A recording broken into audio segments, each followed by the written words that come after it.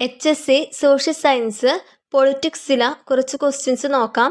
First question, ഭരണഘടനയുടെ ലക്ഷ്യങ്ങൾ എന്ന പ്രമേയം ഭരണഘടനയിൽ ഉൾപ്പെടുത്തിയത് ആരാണ്? Answer Jawaharlal Nehru. Next question, ദേശീയ പതാക അംഗീകരിക്കപ്പെട്ട വർഷം ഏത്? Answer 1947 July 22. മൂന്നാമത്തെ ക്വസ്റ്റ്യൻ നോക്കാം. ഇന്ത്യൻ ഭരണഘടനയുടെ ആമുഖത്തിന്റെ ശില്പി ആരാണ്?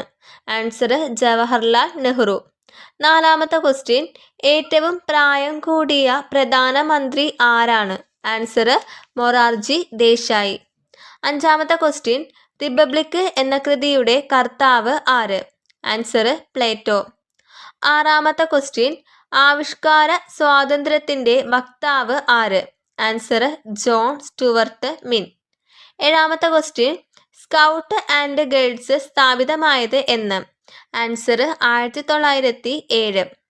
എട്ടാമത്തെ ക്വസ്റ്റ്യൻ, ദേശീയ മനുഷ്യാവകാശ പ്രഖ്യാപനം നടന്ന നഗരം ഏത്? ആൻസർ ഓപ്ഷൻ സി ആണ് പാരീസ്.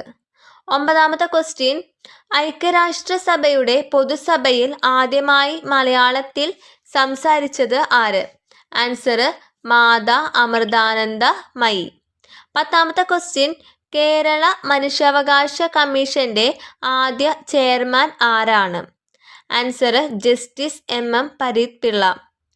11ാമത്തെ ക്വസ്റ്റ്യൻ, 6 മുതൽ 14 വയസ്സ് വരെയുള്ള എല്ലാ കുട്ടികൾക്കും നിർബന്ധിതവും സൗജന്യവുമായ വിദ്യാഭ്യാസത്തിനുള്ള അവകാശം ഏത് മൗലിക അവകാശത്തിന്റെ പരിധിയിൽ വരുന്നു?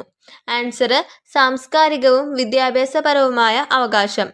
12ാമത്തെ ക്വസ്റ്റ്യൻ, താഴെ കൊടുത്തിരിക്കുന്നവയിൽ ഫെഡറൽ ഭരണ സംവിധാനമില്ലാത്ത രാജ്യം ഏതാണ്? ആൻസർ ഓപ്ഷൻ ഡി ആണ് ശ്രീലങ്ക.